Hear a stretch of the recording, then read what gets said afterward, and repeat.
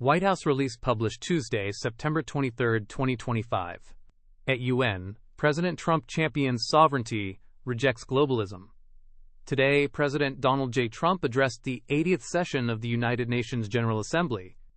He strongly criticized globalism and called for nations to defend their sovereignty. President Trump highlighted American strength in the economy, borders, military, and spirit. He stated that illegal border crossings have dropped to zero for 4 months and warned that illegal entrants will be jailed or sent back. President Trump said he ended 7 wars in 7 months, noting the United Nations failed to help. He questioned the effectiveness of the UN, saying it issues empty words instead of solving conflicts.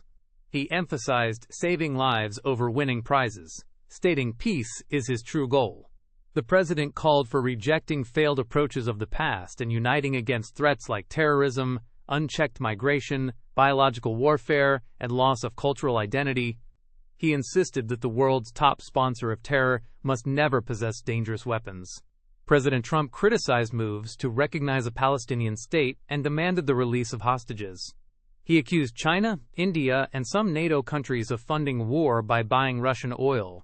He urged all nations to end the development of biological weapons. He accused the UN of creating problems and funding attacks on Western borders. He said each country must control its own borders to preserve its uniqueness. President Trump called open borders a failed experiment and condemned child trafficking linked to global migration policies. He warned drug traffickers targeting the United States and criticized green energy policies and globalist trade practices. He said successful nations should not harm themselves for global agendas.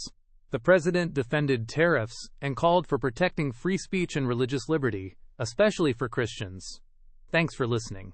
The full source material for this summary is in the description below.